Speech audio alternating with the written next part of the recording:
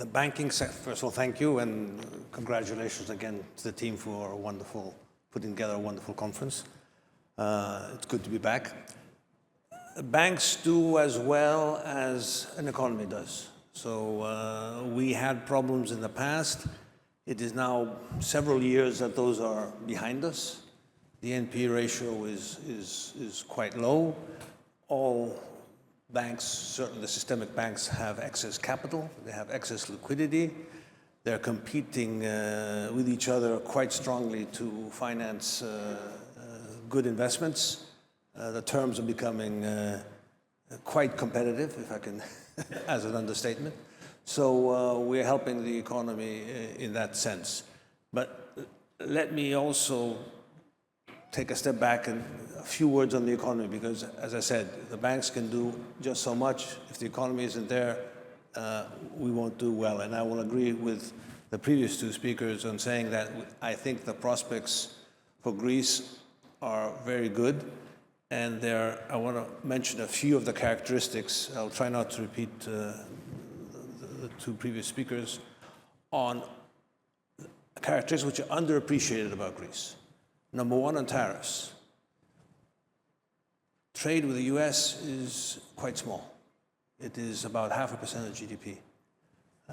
Most of trade is with Europe and with goods which are relatively inelastic in terms of income. So in an environment of higher tariffs from the US and even some sort of slowdown in Europe, that will have less of an impact on Greece than on other countries. One exception on exports is shipping, but the other exports are relatively inelastic. Another factor that's come into play is, and we mentioned about fiscal space, defense spending. Everyone has to make a commitment to reach 3.5% of GDP in the next few years. Greece is already at 3.1. It doesn't require an effort to take away resources from the economy to spend on defense, because it's already doing so. So that's off the table as well. Investment, which is the source of growth and which is what we finance as banks, is doing extremely well. If you look at non-construction investment, it has reached the level of Europe, 10 percentage points of GDP. And this is high quality spending with multiplier effects, in contrast to construction, which has less of a multiplier effect. So this keeps growing. It will continue to grow. Bank lending to the corporate sector is growing at, I think the last figures were 17% of GDP. That's a lot of that's a lot of loans. We have the RRF, which is also leading to supply side impact. I think various consensus estimates are that the potential GDP could grow from 1.3 to almost 2% of GDP if the RRF funds are well utilized, and the banks are certainly making sure that what goes to the banking system is verified as viable as projects. So that's a third point. Fourth point, and this is an important point that the Prime Minister mentioned, we have inclusive growth. This often derails growth in other countries. It's inclusive. Real wages are going up. They're 10% higher than what they were pre-19 inflation boost. Minimum wage is up even higher, 15%. Employment growth is very strong.